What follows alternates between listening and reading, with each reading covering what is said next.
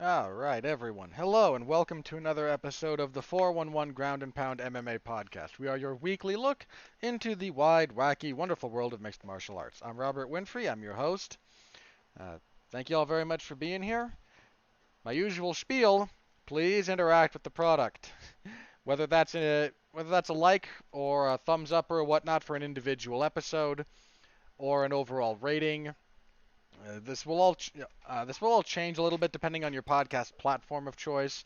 Uh, if you could write us a review, or you could leave a comment. Again, some of this is depending on the individual episodes or the overall show. However, they have that rating system set up. And if you could please share, let your friends know, let your enemies know, let a couple of strangers know. That should cover just about everybody. Whatever your social media platform of choice is, if you happen to have one, please share us on that. If you happen to know people in person and get together, then tell them about us if you think they'd be interested. That all helps a tremendous amount. Thank you in advance for all of your support. All right, we have stuff to get through tonight. A fair number of individual bits, but I don't think anything that's going to take up too much time. First of all, last night, UFC on ESPN 25 was an event. Had some good stuff in there. Not really surprised. We mentioned that last week. This wasn't the sexiest card on paper, but there was some pretty solid matchmaking uh, that had gone into this. Again, there were a few duds, but, you're always going to get some of those. Let's see. We had a bunch of other... This was a big weekend for combat sports, and I want to touch on a few other a few other combat sports-related things from around the world. So I've got a few things to touch on, but we'll get through some of that stuff. Let's see. Next week, UFC on ESPN plus 48. The UFC continues to just keep the gears moving. But the week after is UFC 264? Yeah, 264, the Poirier and McGregor trilogy. So, yeah, we're kind of treading water until that point, such as it is. Then, yeah, again, just a few other pieces of news. Some fights falling apart, and we'll see if anything crazy happens while we're recording the show. That has happened on occasion. All right. So, thank you all very much again. Please have interacted with the product at some point by now, and let's move on to the show. All right. Last night, UFC on ESPN 25, your main event. The Korean Zombie Chan Sung Jung defeats Dan Ige via unanimous decision. 148-47 and 249-46s. I think what screwed me up about this is the individual scorecards, believe it or not.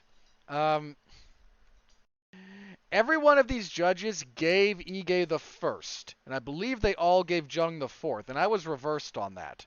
And I think most people were. Uh, really good performance out of the Zombie. He stayed measured, composed, mixed up his offense, mixed in takedowns. Ige is a game fighter. He was in this fight, but there's a couple of things that I think messed him up. First of all, he's not stuck in the mud, but he's not a very movement-heavy fighter. This has actually thrown off a few of his opponents. Frankie Edgar struggled a little bit with that because Edgar likes to move a whole lot. But that's only really useful if his opponent is either completely stuck in the mud or trying to move with him. And Jung struck a nice balance between those when he fought Frankie and starched him. A little bit of that same thing here. Ige doing a lot of movement early, but Jung slowed things down, stayed measured, and Ige didn't really have a good read on how to respond to that. Jung landed some nasty calf kicks early. I was surprised he got away from those the longer it went on. But he mixed in his takedowns. He landed good punches. This is not to undersell Ige. Ige could never get his jab going. Again, the leg kicks early really dissuaded him from that, and that's a big part of his game. He found success in places. He got a couple of really nice combinations, but he was just a little bit of a step behind, and every time he would overcommit, especially in the striking, when he overcommitted, Jung would get him down. Now, Ige rallied in rounds 4 and 5. I thought he won the 4th, and the 5th, he was doing well until he gave up his back for just too long a period of time at the end of that. There's there's a real oddity amongst the way people try to understand some of the new scoring criteria.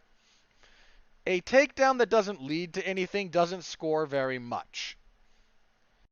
But a takedown without proper control is, again, barely much of anything. A takedown into full guard that leads to nothing is barely anything. Guys, back mount is the most dominant position you can have. If you get back mount for a prolonged period of time, that position scores by virtue of existing. You shouldn't have to nearly finish someone from back mount to justify winning a round for having it. Like, if you're on top in full guard and you don't do anything, you can be outstruck and you can be outworked from the bottom. Half guard, not as much, both because of the position and because the person on top is then at a positional advantage. Back mount is, again, it's the most dominant position you can get. I understand that we're trying to move away from the lay and pray tactics, but guys, somebody has your back for, 2 minutes, give or take. That's a severe deficit on the scoring criteria. Even if they don't do a whole lot with it, it's just such a dominant position that it should matter that they got it. My 2 cents. That said, I don't disagree with anyone who might have given Ige the fifth. I just thought that what Jung did got it back. So late fight heroics from Ige, and I mean heroics, man. He was down pretty badly in those first 3 rounds. At least on my scorecard, again, every one sitting cage side apparently gave Ige the first, which again just baffles me. That first round was competitive for the first three and a half minutes, and then Jung got a takedown and actually did good work with it. I mean, the second round was a borderline 10-8, I think, in favor of Jung. So Ige, he rallied, man, and good on him. He's got a lot of ability, but I'm not quite sure what it is that he's missing. I don't know if it's an adaptability issue, if he's a little bit susceptible to leg kicks and people are keying into that. I don't know if he's just going to struggle. He's good everywhere. The problem is that when you're good everywhere, if someone's better than you in one area and good enough to stifle you in the other, they're going to beat you. That's kind of what he wound up fighting in Cater. Cater was better than him striking and good enough defensively grappling to stop Ige from having his way there that it just was never going to go his way. Little bit similar here. Jung, good power, good striker. Ige might have had a slight edge technically, but the grappling went skewed heavily in favor of Jung. As much tactically as ability-wise. Ige didn't ever really get after takedowns, and when he did, they stalled out on the fence. So, point being that a good, well-rounded skill set is important. But if you run into someone who's better than you in one area and can force the fight to be contested in that area, you're going to struggle. And I think that might be a little bit what he's running into. That said, there's ways to go about fixing this. The guy's got a motor. He's got power. He's still a very, very viable featherweight. I would like to see him, see if he can kind of hammer out some of these, iron out some of the details. But it was a good main event. Jung, got back on the horse after the Ortega loss. I don't know where Jung fits in the title picture. We're in such an odd spot right now with featherweight. Again, we're stuck waiting for this stupid reality show to end. I'm a little bit less peeved. I've railed against this a little bit, but there is an important caveat that needs to be addressed, and that was Volkanovski's bout with COVID. He said it was pretty nasty, so if he genuinely needs this extra time to recover, then, I'm not going to be the jerk that gets on here and says, how dare you not fight for my entertainment at my convenience? You're already sacrificing your own health for the rest of your life, basically. How dare a serious illness have compromised? I'm not going to be that guy. If this was as much to let Volkanovski kind of recover from his battle with COVID as anything else, again, I don't like it. I don't like it at all. because that's my personal preference. I've not watched a single episode of Tough. I will not watch a single episode of Tough. I could not possibly care less. I already have negative interest. I will actively avoid it. But if we're also just trying to give the guy time to recover, then what? I'm not going to be the jerk who says your recovery from a serious illness should be shortened because for my convenience. I'm just not going to be that guy. But it does put everything in a bit of a holding pattern. We have some news on Max Holloway we'll touch on briefly. 45 just a little bit log jammed at the moment is all. So I don't know. I don't know where he fits in, but Jung is always good for a watchable fight, if nothing else, and he's a very good fighter. So, was a good fight. Not great, but was good. So your co-main event, Sergey Spivak defeated Alexei Oleinik via unanimous decision, 29-28 across the board. This fight sucked. Oleinik, he got the back in the first round. Couldn't quite went for the scarf hold, the neck crank, the chest compressor there. Just couldn't quite finish it. I think his angle was a little bit off. But he got it again at the end of the second, which round he lost. But he got pretty close at the end of the second. If there's, 5 more seconds in that round, maybe, but couldn't get it earlier, so. Just sloppy heavyweight crap. Not good. Your fight of the night, and I think deservedly so, Marlon Vera defeated Davey Grant via unanimous decision, 29-27, 29-28, and 30-26.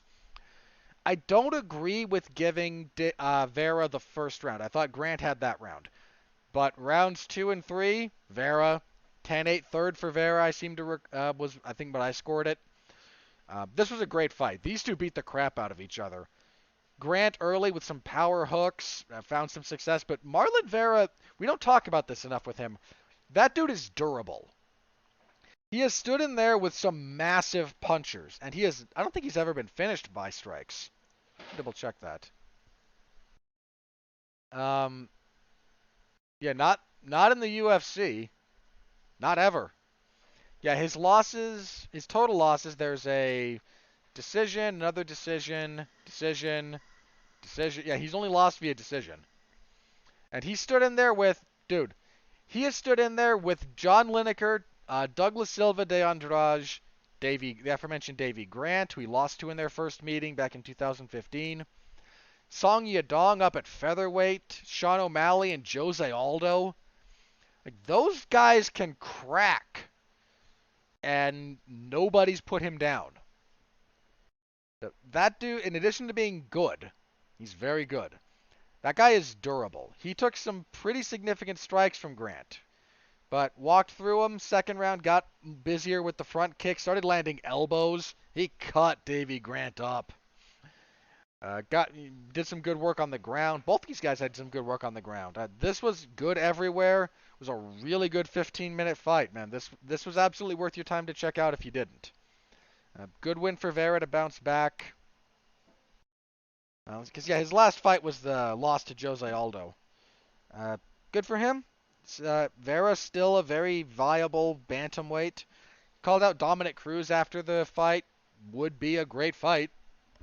I don't know that that's what we'll get next, but if it is, would be a great fight. Grant, this was one of his first fights back after he had a long series of injuries, man, that he detailed, and he messed up his knee, then his ankle, then his neck. Not just this time. He just dealt with a lot of injuries, but he was coming off a 3-fight winning streak. Two of those finishes. I don't recall scoring the Grigori Popov fight for him, but then he knocked out Martin Day and Jonathan Martinez. Can't argue with a knockout. And those were clean knockouts. Those weren't dubious stoppages. So, bit of a setback for him, but great fight. He's not hurting for job security, at least I wouldn't imagine. Let's see. Featherweight, Sungwoo Choi TKOs Julian Erosa in 1 minute 37 seconds. Really nice finishing sequence from Choi. Has fast and very crisp hands. He had a beautiful left hook to basically end things here. Choi's going to be a problem at featherweight, I think. He's still got some seasoning to go, but pay attention to that guy. Middleweight fight, Bruno Silva defeated Wellington Turman via knockout punches, 444 of the first from inside the guard. The finishing sequence was really nice here. He's in full guard. Turman tries to use his right hand to underhook the leg.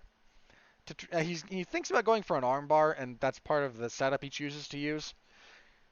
He doesn't hit the armbar, and Silva just kind of sits on his hand, so it's trapped between his calf and his thigh. So Turman doesn't actually have his right hand to defend himself with on the ground, and that lets Silva just kind of lay in left hooks from inside the guard, and he puts him out with them. Really nice finish from Silva. Really, that guy has he has serious ground and pound. Ground and pound's a little bit of a lost art these days. He's good at it. He's hit some really nasty ground and pound finishes from the regional scene too. There was one actually, he was in full guard and stopped somebody with a body shot, which is not something you see a whole lot of, but he pulled it off, so pay attention. That guy's, again, there might still be some seasoning that has to happen, or rising to the UFC level of opposition, but that's not a man to be trifled with. And kicking off the main card, Matt Brown knocked out Diego Lima, 302 of the second. Really nice punch from Matt Brown. These two had a pretty good fight, actually, for as long as it lasted. Lima was landing some good calf kicks that were kind of troubling Brown a bit. Brown adjusted, just landed a really nice right hand in the second and slept Lima. Lima face planted with one punch. So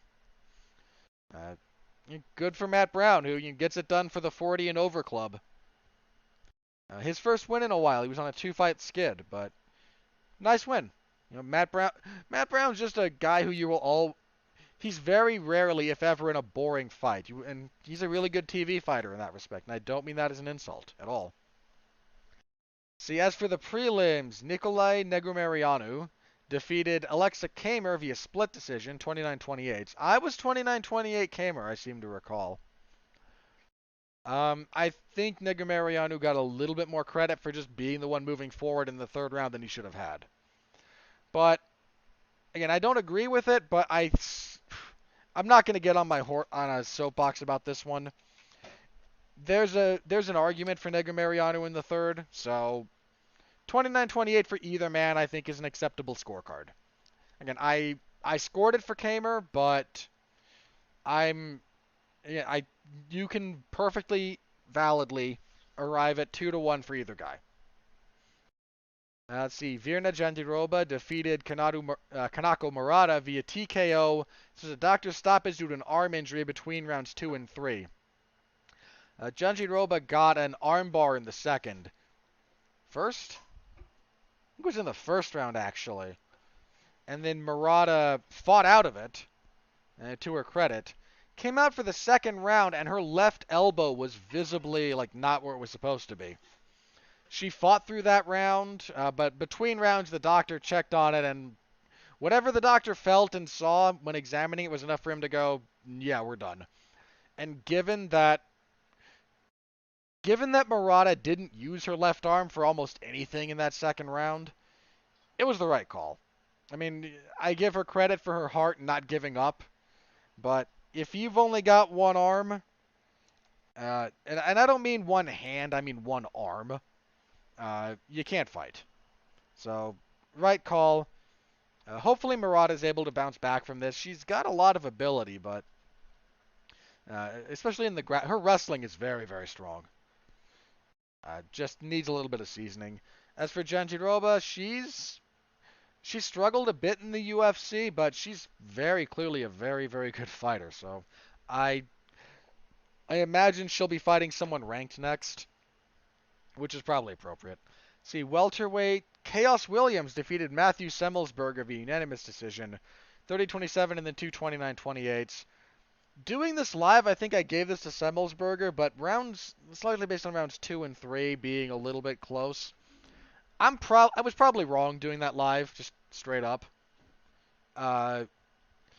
Williams just had a better output, and that that matters when nobody's able to. I mean, the first round was very clearly Williams, just very, very clearly. But after that, Semmelsberger had moments. He just was only ever throwing like one or two at a time, and Williams was always throwing more like 3 and 4, and that just adds up as the rounds go on. So, decent fight. Heavyweight fight. Josh Parisian defeated Roque Martinez via split decision. These were 29-28. This one I disagreed with. This one I disagree with a little bit more firmly, I think, than the other splits. Um, I don't know. I mean, it was a crappy heavyweight fight after the first round. The first round was almost all Roque Martinez.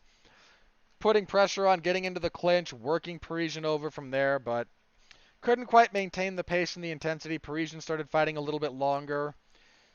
Parisian had the second. And the third was, again, I disagree with this one, but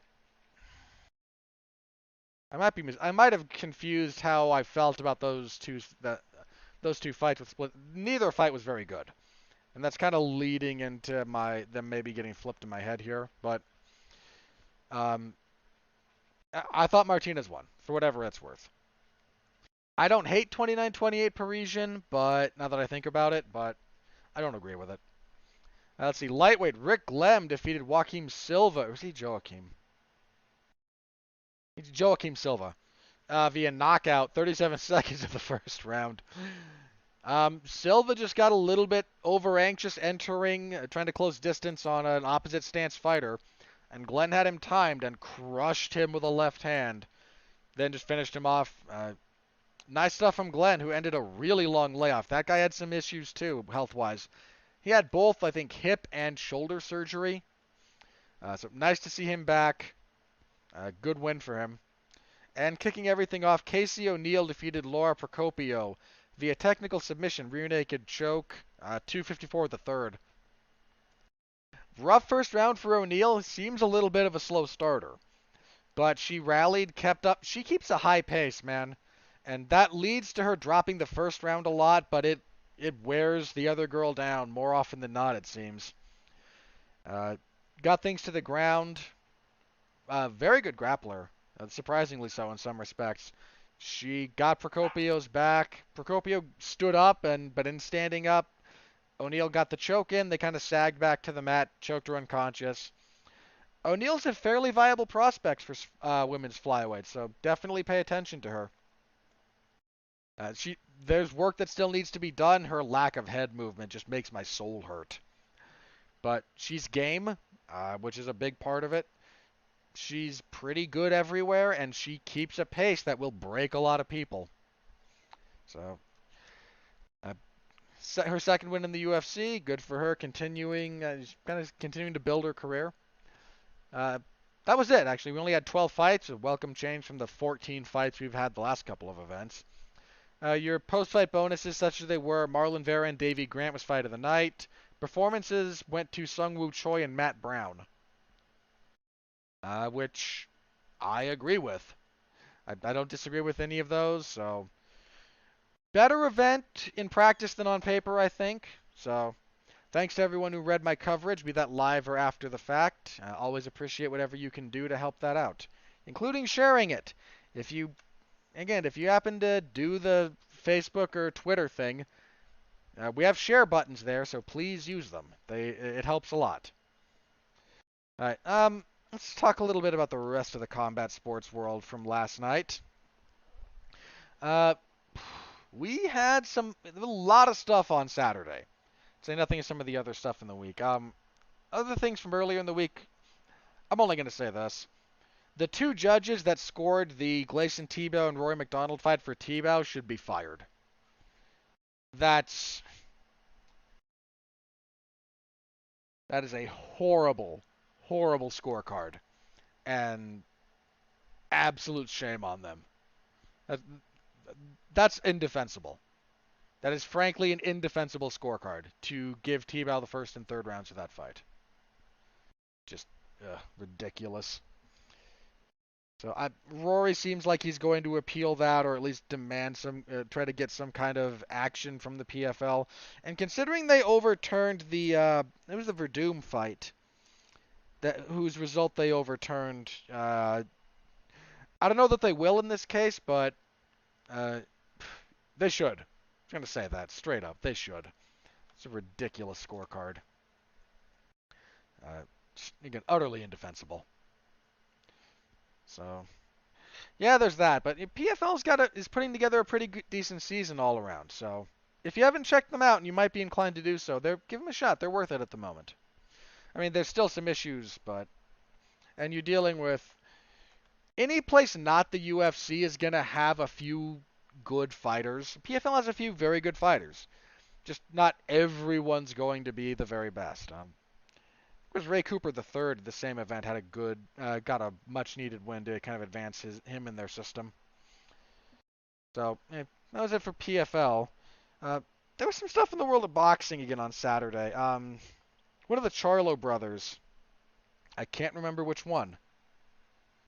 I mean, their names are Jermal and Jermel, and I can't always remember which is which. That fight wound up being a little bit like the movie Rocky. A theoretically overmatched contender wildly overperforms, loses in the end. But the Charlo brothers are usually worth watching. That fight in particular was pretty good. Um, oh yeah, this one, the monster, Naoya Inoue. Guys, I know this is primarily an MMA podcast. I talk a little bit of boxing on occasion because I like it, and I would like to break down a lot of the acrimonious barriers between boxing and MMA have kind of dissolved. You've been around as long as I have. You remember when there was serious acrimony between those two fan bases. Not so much anymore, thankfully, because all that did was benefit the promoters, not the fans or the fighters. If you're not watching Inoue fight, do yourself a favor. Even if you're not much of a boxing fan, find some Inoue fights. Find his fight with Nonito Donaire from 2019. His fight with Maloney from last year. Inoue fights at 118 pounds, which is bantamweight in the boxing world. And that man probably hits harder than I do. And I'm 6'1", 220, give or take. I haven't weighed myself in a while, but I float around that space. 220 plus or minus 3-5 pounds. My weight fluctuates. He probably hits harder than I do. He is not just a power puncher, he's a very slick boxer, very precise. He is a joy to watch fight. And he put a beating on his opponent, dropped him 3 times en route to a third round stoppage. He dropped him once in the second with a body shot, and then 2 more body shot droppages in the third to earn the stoppage. We're probably going to get a third fight between Inoue and Nonito Donaire. Hook that into my veins. That will be great. Again, even if you're not much of a boxing guy, watch, please. Go out of your way. I promise you, Naoya Inoue is worth your time to watch fight. Take my word for it.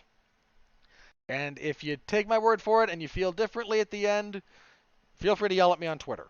I will take that L because I know there are people out there who will feel the other way, and I'll take the L on occasion, but I think most of you will enjoy his fights. He is a joy to watch box. I can't say it any better than that. Another couple of things from the boxing world. There was a boxing fight between former UFC middleweight champion Anderson Silva and professional boxing clown Julio Cesar Chavez Jr. Now, I say that somewhat disparagingly, but in credit to Junior, used to be a champion at 168 pounds, I think. He had an inhuman ability to cut weight and rehydrate, like freakishly so. He fought Anderson Silva in a boxing match, and the split. This is a split decision win for Anderson Silva. Whatever judge, I hope you cashed that check, buddy, to try and make Junior not look like as big a clown as he is. This should not have been split. Under no circumstances should this have been a split decision. Not even close. Like, this was nothing but, I don't know. I would love to say it was just base incompetence, but I almost feel this has to be somebody got paid off to make sure at least one scorecard went for Junior. Uh, just because. What a clown fiesta. An absolute clown fiesta, that scorecard. Just ridiculous. Yeah, Anderson Silva got a big reaction from the Mexican. This took place in Guadalajara, and Anderson Silva got a very big positive reaction. All the press leading up to this, after the fight, um, he got a.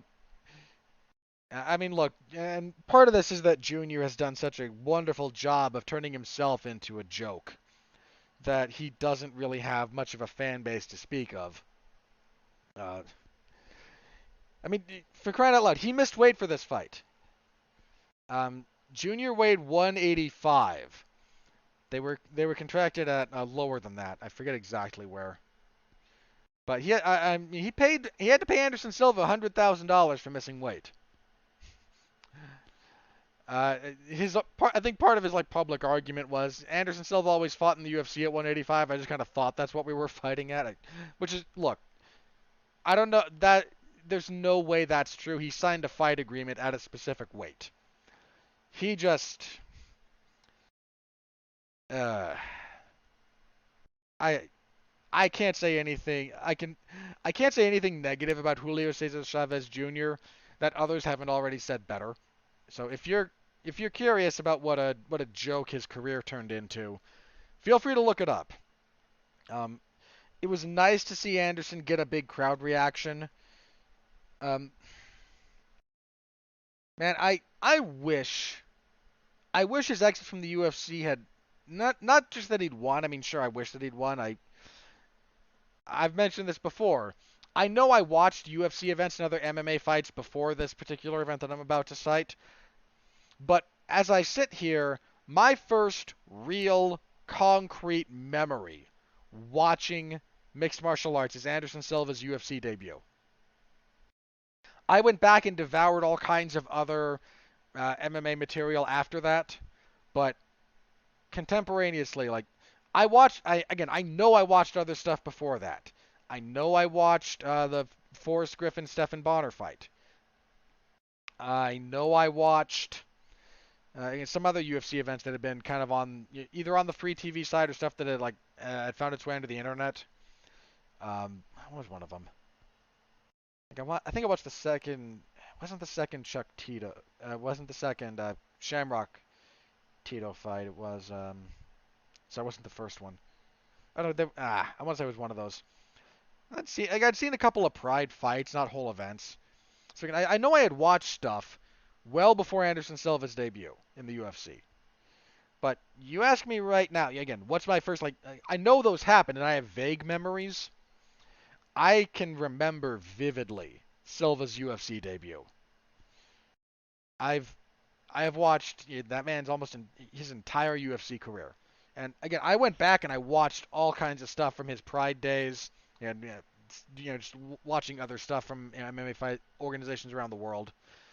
Like, I wanted him to win his last UFC fight, but it really felt like that narrative was a little bit forced by the UFC. They put together a few nice video packages for him. I'm not going to pretend that they didn't, but and look, I've said before, I did not miss fans.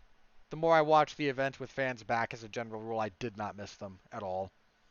Uh, Most fans by the time they get to an MMA event, they're I don't know if it's an alcohol consumption thing or a little bit of the old group psychology that I forget the exact ratio, but in any group of like 1,000 people or more, the collective IQ drops about 10 points.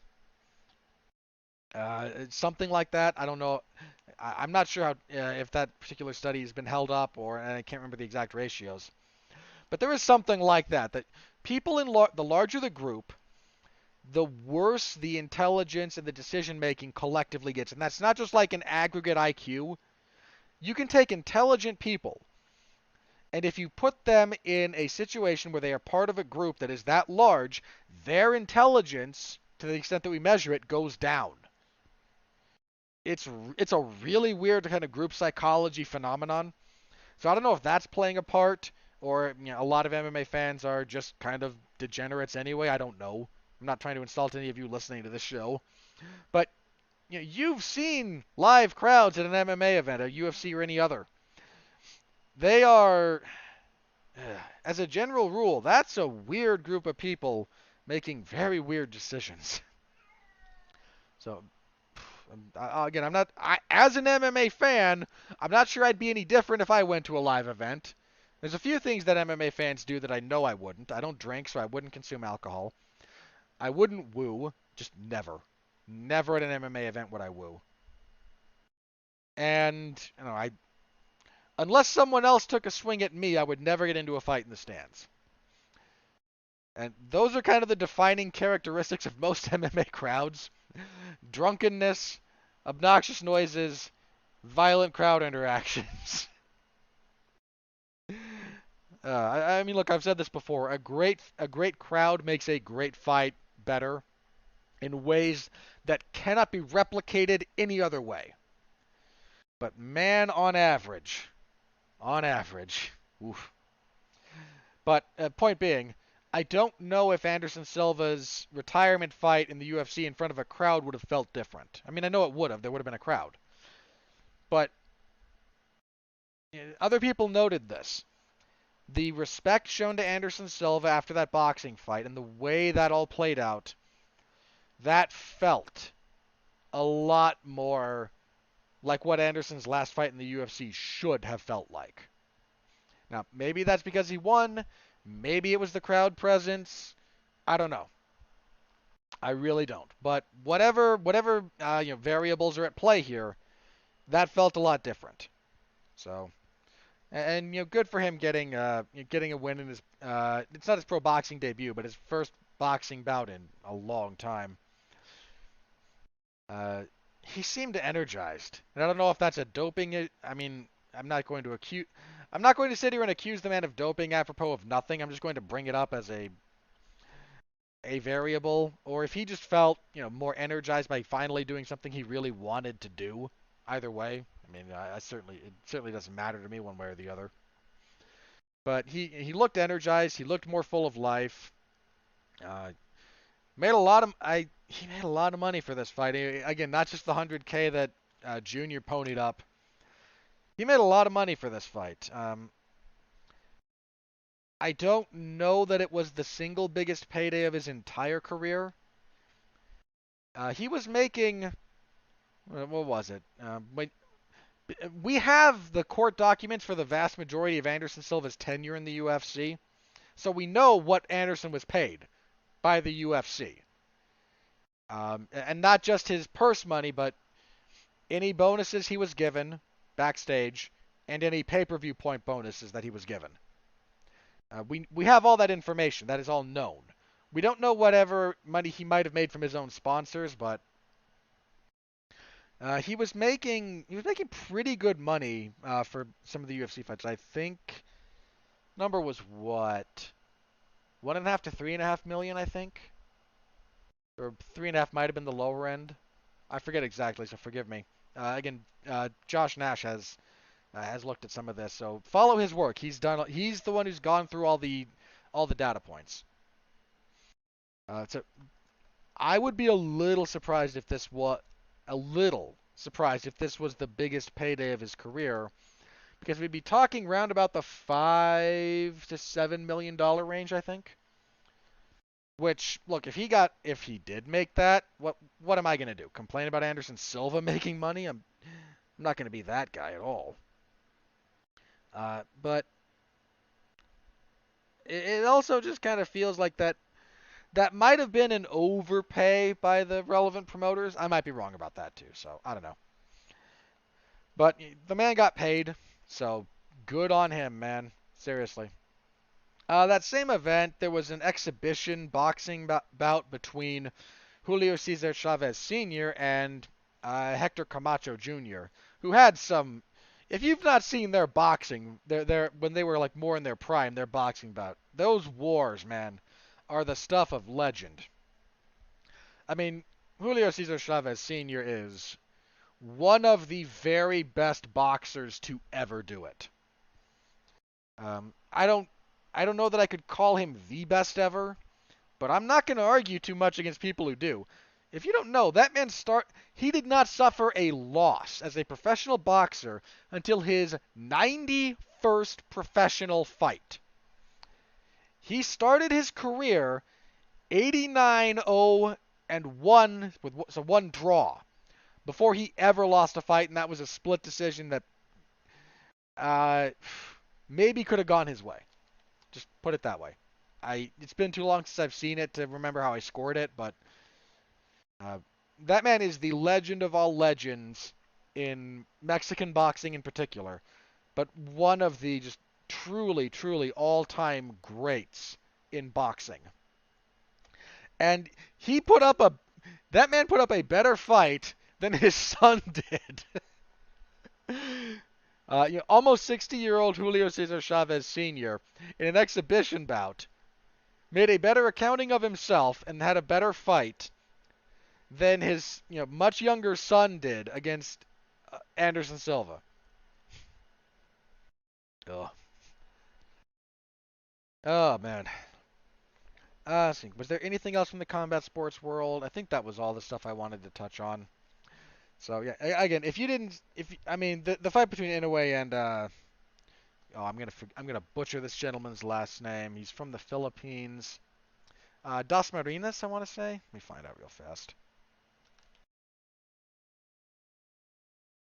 Yeah, Das Marinas.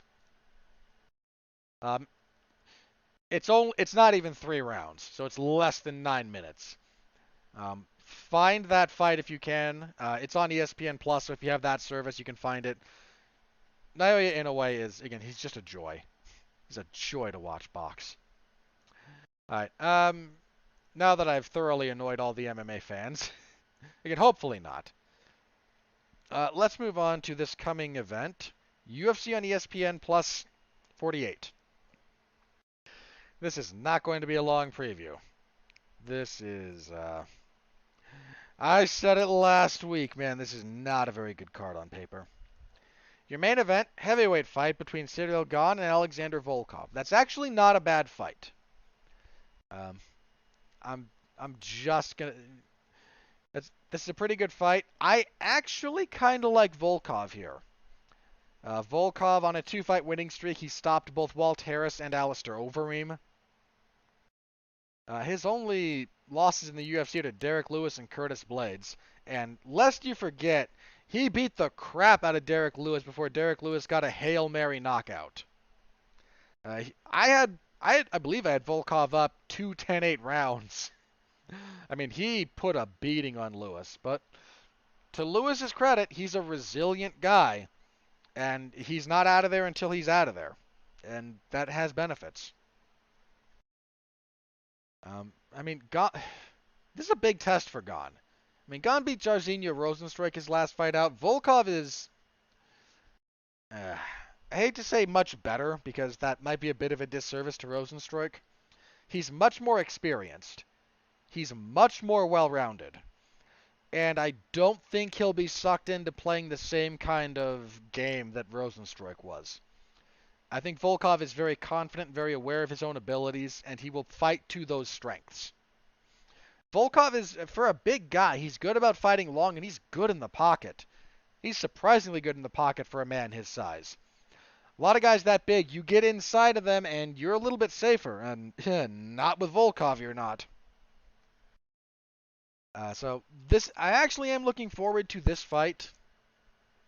I'm going to lean towards Volkov, but I'm not going to be shocked if Gane pulls this one out. We're going to go pretty quickly through the rest of these. because, yeesh. Let's see. Co-main event: Tanner Bozier and Ovince St. Preux, another heavyweight fight. Oh God, why? I'm gonna pick Bozier. I don't really pick Ovince St. Preux to win anymore. I mean, he still wins on occasion, uh, and I won't be terribly shocked if he wins, but I just can't pick the man. I mean, Bozier's on a tough couple of fights. I thought he beat Ilir Latifi. I thought that was a very bad decision. Uh, but he's on a two-fight skid, losses to Arlovsky and Latifi. So I'm gonna pick him, but yeah. Light heavyweight fight. We were supposed to get Ed Herman and Danilo Marquez. Herman fell out, so instead we have Kennedy and Nzechukwu and Danilo Marquez. And God, who could possibly care about this fight if you're not related to one of these guys? And Nzechukwu's coming off of a knockout win. He's just not who the UFC wants him to be right now. And in fairness to the man, he's got less than 10 professional fights. So I'm not going to hold that against him too much. Marquez, 2 wins in the yeah, I'm going to pick Marquez. I'm just not going to pick Nzechukwu against someone who I think is mostly competent. And I tend to find Marquez mostly competent. Featherweight fight between Andre Fili and Daniel Pineda. Am I going to pick Fili? I don't like picking Andre Fili. I always feel gross when I do. But he lost his last fight, and he tends to be the win one, lose one guy. So he'll probably win this. Pineda, yeah. Pineda beat Herbert Burns, lost to Cub Swanson. He had a good fight with Swanson, though. Um, yeah, I'll pick Fili. I feel gross, but Fili's always good enough to just hang around, but never good enough to actually accomplish anything. Let's see, lightweight Hanato Moicano and Jai Herbert. Moicano, boy, oh yeah, man, I know he protested the stoppage when he got stopped by Fiziev, but he got lit up that whole first round before that. Rafael Fiziev put a number on that, did a number on that guy. Let's see. Whereas Herbert, let's see. He's fought in the UFC. Yeah, he got stopped by Francisco Trinaldo. That ended a long winning streak for him, though. So the question largely becomes, yeah, I'm gonna pick Moicano. I'm gonna pick Moicano there. So that's your main card right now. We have a couple of other fights. Warley Alves is supposed to fight on this card, but he does not have an opponent yet. He was supposed to fight Ramazan Emeev. That fight fell apart, so they're looking for a replacement. We also have a flyweight fight that does not have a place yet between Tim Elliott and Sumu Darji. That might be decent fun. Tim Elliott's he's usually good for at least a watchable fight. The rest of the prelims, a good bantamweight fight here actually between Hani Barcelos and Timur Valiev. I'm pretty high on Timur Valiev. He had a long winning streak coming into the UFC. Then he got stopped initially by Trevin Jones. That got overturned after Jones failed a marijuana test. Ugh. That's stupid. That's just stupid. He rebounded by beating Martin Day in fairly convincing fashion. It was a decision, but it was a pretty wide one. And Barcelos is nobody's stepping stool. That man is 16-1 as a pro. He's 5-0 in the UFC. The only knock on him is his activity. He fought twice in the UFC in 18, twice in 19, only once at the end of 2020. So he was almost a year between Said Nurmagomedov and Khalid Taha, and now he's been 7 months since his last fight. But Barcelos is very good. This is a very good fight. This should be on the main card. Straight up, this should be on the main card. I'm a little bit annoyed that it's not. I'm going to pick Valiev, but by the slightest of margins. I'm going to tell you why I'm picking Valiev. Because when all other things are more or less equal, as a bit of a personal gag, I'll pick the Russian to beat the Brazilian. If I can't find a solid technical reason to pick one or the other, that's kind of my default there. Now, uh, again, I'm not going to be shocked if Barcelos wins. He's very, very good. Valiev is very, very good. This is going to be a very good fight. So I'm going to lean Valiev, but just kind of is just again a bit of a long-standing personal gag more than because I think Valiev is a shoo-in. Again, I think I will happily. I'm not saying he's only going to win because he's Russian. That would be stupid. But their skills match up. The way they match up, good fight. Really good fight. Welterweight fight. Shavkat Rachmanov against Michel Prazeres. Really good fight. Rachmanov had a really good debut. You may not remember this, but he's 13-0, and he choked out Alex Oliveira with a guillotine choke in his UFC debut. Michel Prazeres is a dump truck of a human being. I mean, his nickname is Tractor. I believe it's the Brazilian for Trator. For good reason. You look at that man. But Prazeres is coming off of a loss that broke a long winning streak when he lost to Ismail Narudiev. And Prazeres he's had 29 fights. I mean, he's 26-3. It's a great record. But he's 39. That catches up to you. I'm gonna pick Rachmanov, but that's actually both of those two fights are better than most of the main card, if not all of it. Those two fights should be your co-main and featured, rather than Bozier and St. Preux and Nzechukwu and Marquez. Like by a wide margin, those are much better fights. See, welterweight Tim Means and Nicholas Dalby. It's not a bad fight. I'm gonna lean Dalby. Dalby's a really good technician, and those kind of guys have given Tim Means trouble in the past. So, let's see. Light heavyweight, Marcin Prachnio and Ike Villanueva. I'm going to pick Ike Villanueva just because I hope he gets a post-fight interview. That man's... I don't know how many of you have watched the animated series King of the Hill. Ike Villanueva, when he talks, he sounds like Boomhauer. And he can fight. I don't mean... The man can fight. He gave tough fights to both Chase Sherman and Jordan Wright before he got stopped. He had a really nice win over Vinicius Moreira. But his post-fight interview, after he beat Moreira, just made me smile. And it's Prachnio is not exactly some phenom. He's 1-3 in the UFC. He's been stopped 3 times. His only win is over Khalil Roundtree, who's a little bit of a choke artist. I'm going to pick Villanueva, but low-level heavyweight, light heavyweights. Women's bantamweight, Julia Avila and Julia Stoliarenko. This was supposed to happen a few weeks ago, but Stoliarenko collapsed trying to make weight. She couldn't actually make weight. She couldn't stand still long enough. She got on the scale and couldn't actually stand up under her own power. So hopefully she fixed whatever went wrong there. I'm gonna pick Avila.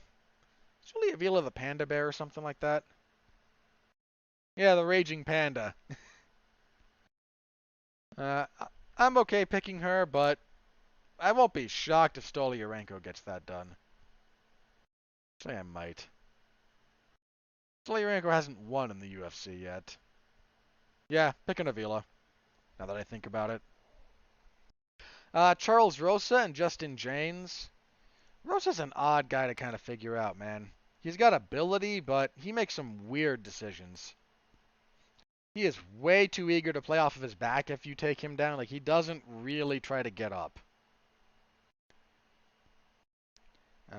Let's see.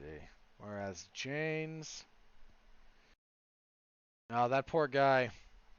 I mean, he had a good win in his debut when he shocked Frank Camacho, but he's 0-3 since then.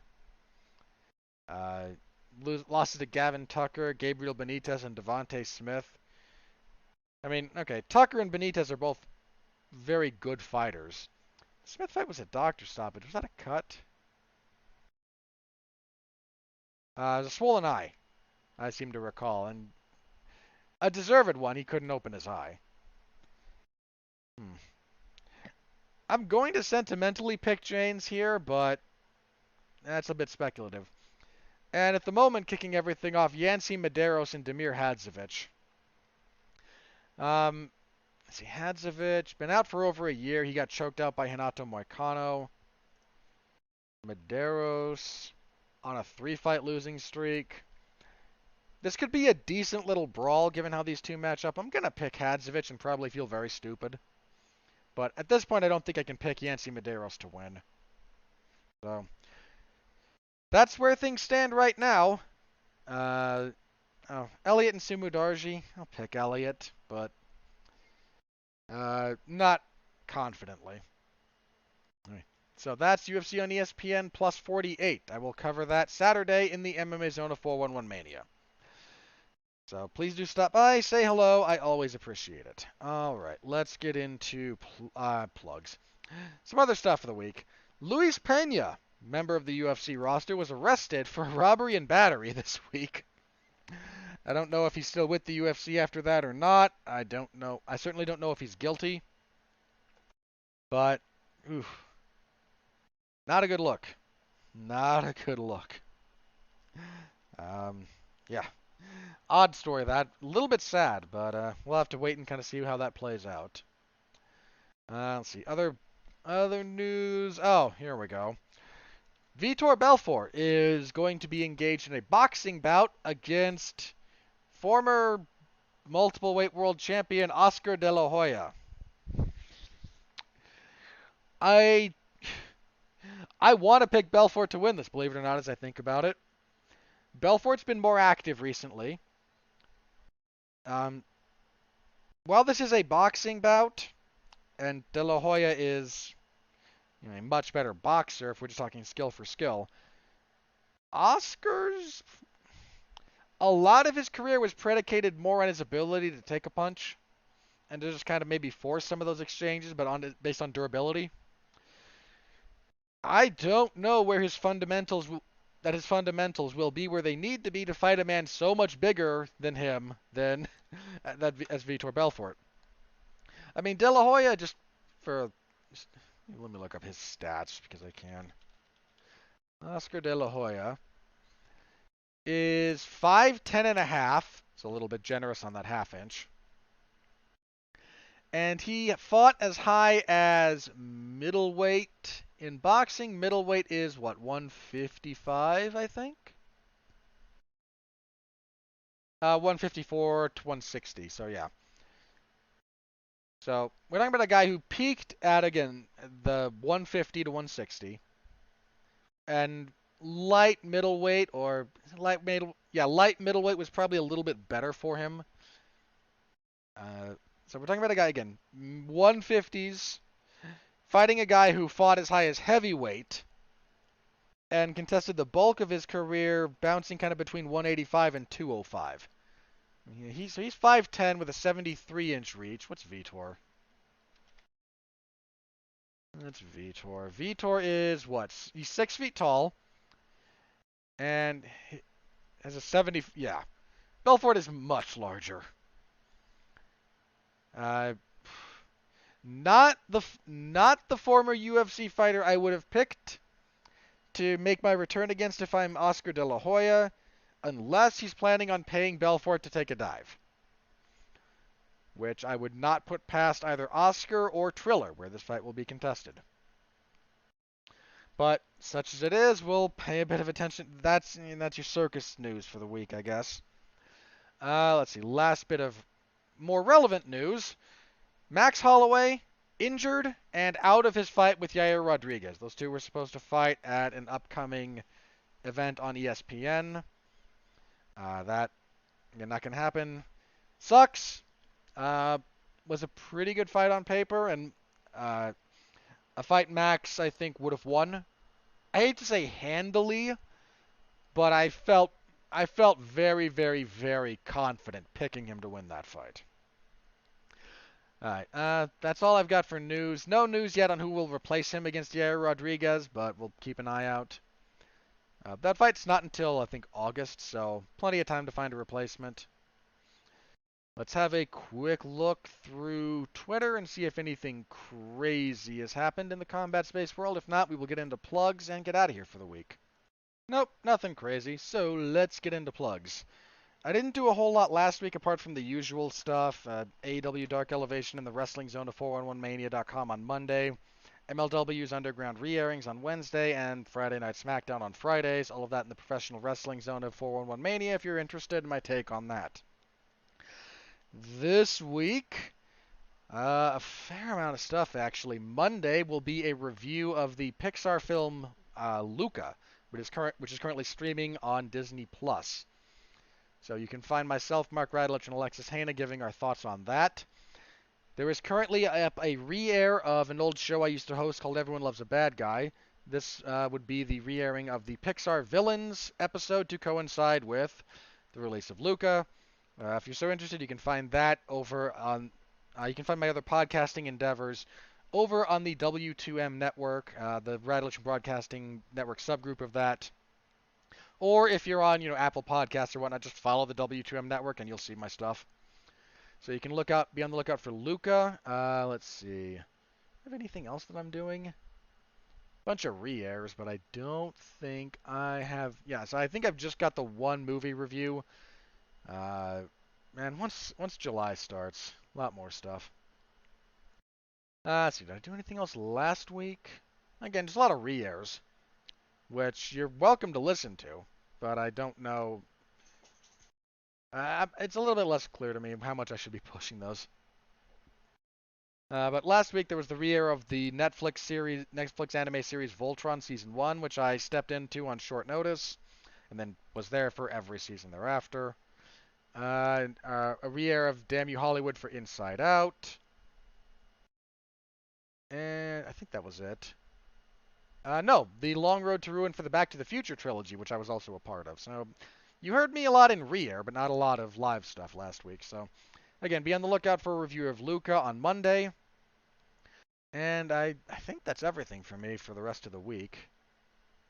Yeah, and then just my usual slate of professional wrestling coverage, and then the UFC event on Saturday. So please do give those a listen. I appreciate all the support that I can get, and I appreciate all the support that you all are willing to give.